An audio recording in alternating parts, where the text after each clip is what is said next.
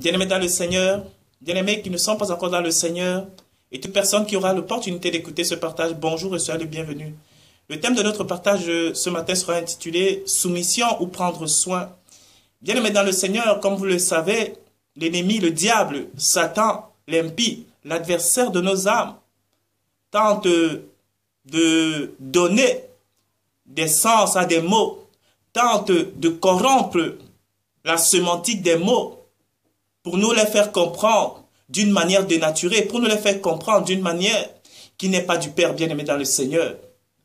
Des mots dans la parole de Dieu, comme la soumission, par exemple ici que nous allons voir entre un homme et une femme, par exemple, entre Christ et son épouse, par exemple, bien-aimé dans le Seigneur, nous allons voir au cours de ce partage que ça n'a pas le même sens que le sens littéral que nous retrouvons dans les dictionnaires, n'a pas la même connotation, n'a pas le même sens que pour le Père, que comme il en est dans nos manuels d'éducation actuels, bien-aimés dans le Seigneur. Ici, quand on parle de soumission, comme je l'ai dit dans le titre de ce partage, il s'agit simplement d'une prise de soins mutuels. Il s'agit tout simplement, comme nous allons le voir, de prendre soin l'un de l'autre dans un couple bien-aimé dans le Seigneur.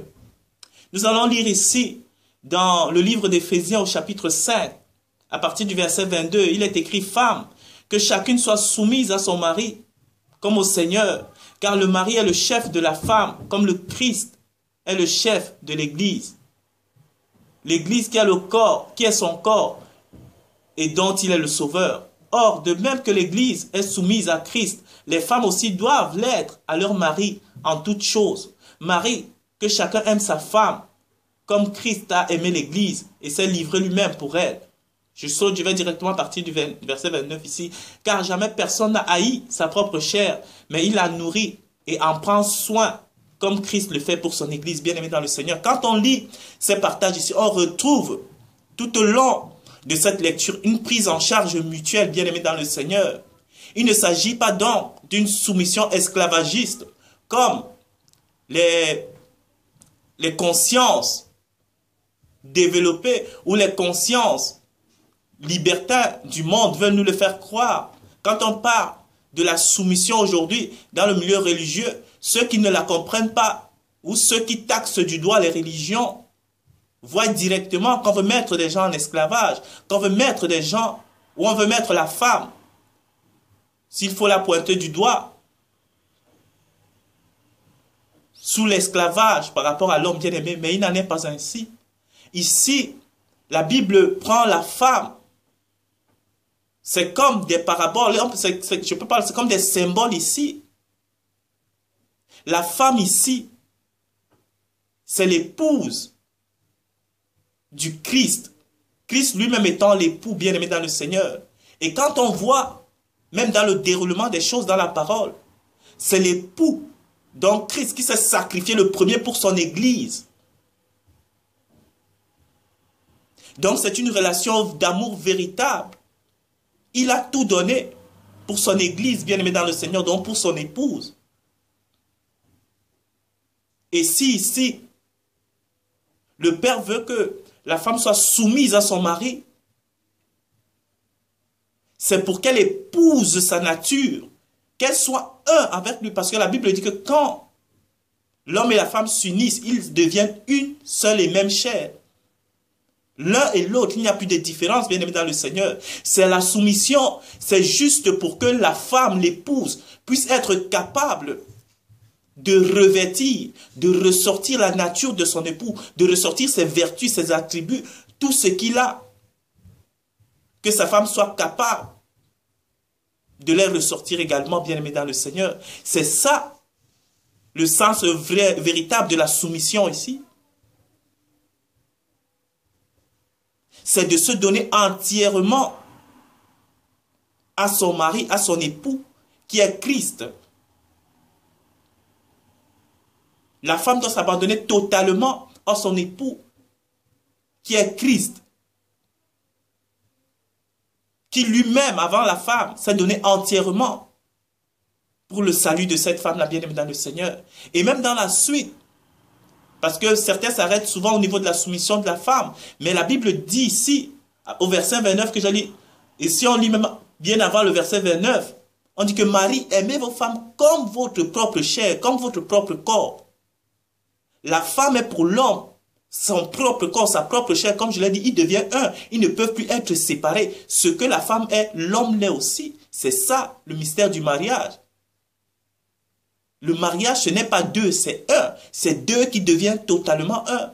Donc, une personne dans le monde, je n'ai jamais vu, à part ceux qui ont des problèmes mentaux, des gens qui sont suicidaires, mais une personne normalement constituée ne peut pas haïr sa propre chair, ne peut pas se détester lui-même. C'est la même chose dans le mariage, bien aimé dans le Seigneur. Si tu aimes ta femme, ça veut dire que tu t'aimes toi-même. Et si tu t'aimes toi-même, tu ne peux pas détester ta femme. Si tu détestes ta femme, ça veut dire que tu te détestes toi-même, tu détestes ta propre chair. Cela n'a pas de sens, bien aimé dans le Seigneur. C'est de ça qu'il s'agit. Donc, la soumission ici, bien aimé, enlevons la pensée mondaine, diabolique, satanique que l'ennemi, l'impie, le diable, Satan veut mettre dans les têtes des femmes surtout, de croire qu'il y a une soumission malsaine. Non. C'est une prise de soin mutuel entre l'homme et la femme et l'homme, bien aimé dans le Seigneur. La femme, Dieu a des principes, il a établi l'homme comme le chef de la femme. Ce n'est pas une soumission malsaine pour commencer à mettre la femme en esclavage ou à commencer à commander, fais ceci, fais cela, ne fais pas ceci, ne fais pas cela. Non, il ne s'agit pas de ces choses, bien aimées dans le Seigneur. Il s'agit simplement que la femme soit capable d'adhérer, d'épouser, de se fondre, devienne un avec son mari pour pouvoir en être l'émanation, pour pouvoir en être la réplique et la projection sur la terre, bien aimé dans le Seigneur. C'est ça, la véritable nature du mariage. Parce que pour être marié, il faut être de la même nature. Il faut être un, comme je l'ai dit. Donc voilà, bien aimé dans le Seigneur, le diable corrompt les mots. Le diable change le sens. Ou la conscience du mot, il donne aux hommes d'avoir une autre approche des mots que lui, le Père, il a créés.